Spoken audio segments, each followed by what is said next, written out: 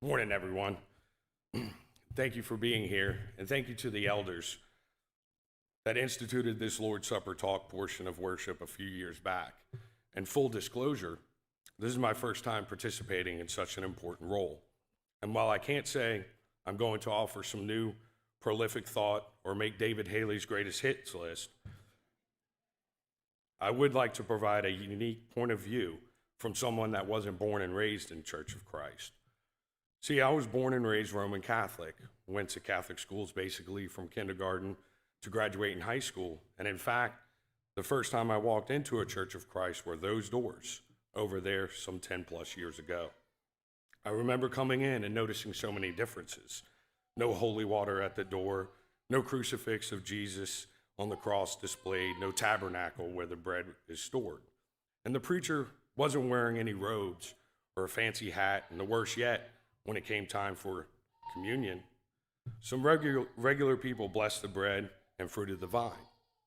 Needless to say, I was way out of my comfort zone and questioning everything I thought I knew about worshiping God.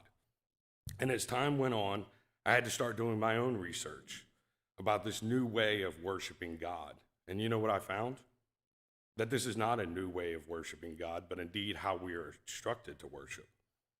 I remember all those years of being in a Catholic Mass as the priest would perform this ceremony of blessing the bread and fruit of the vine and holding the bread up and reciting Matthew 26, verse 26. Jesus took the bread, blessed it, gave it to his disciples, and said, "Take, eat. This is my body, which will be given up for you."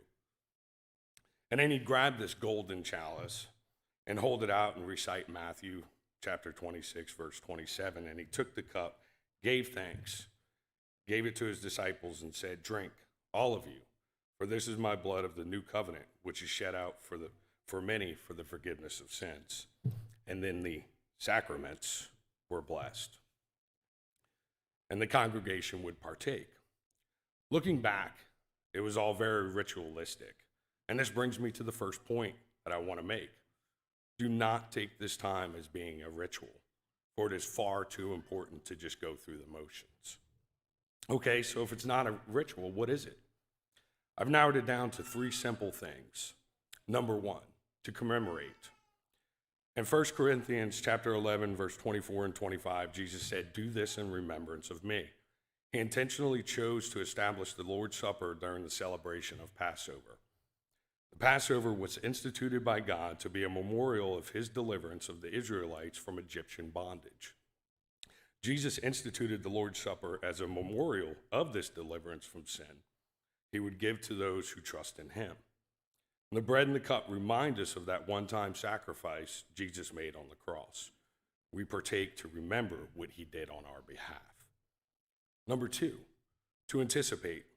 With the words, "I will not drink from this fruit of the vine from now on until the day when I drink it new with you in my Father's kingdom." Jesus anticipated a reunion with his disciples in his Father's kingdom. Likewise, he instructed them to partake the Lord's Supper in anticipation. For as often as you eat this bread and drink this cup, you proclaim the Lord's death until he comes. Therefore, we observe the Lord's Supper in anticipation of Jesus' return and the end-time consummation of his kingdom. We're looking forward to that time when we celebrate with him at his great banquet table.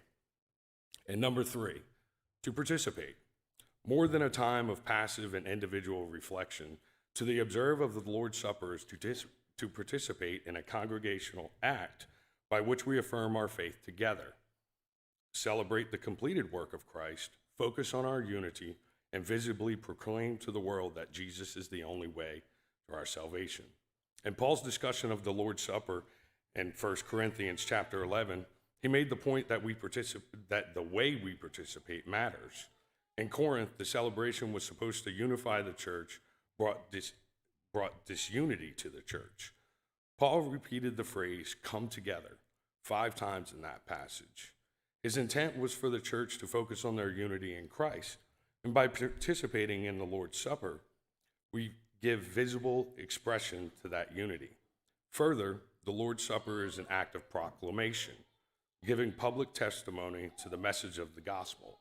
And by observing it, we announce to those outside the church that Christ is the only way to salvation. Lastly, our participation involves personal examination. Let a person examine himself, as stated in 1 Corinthians chapter 11, verse 28.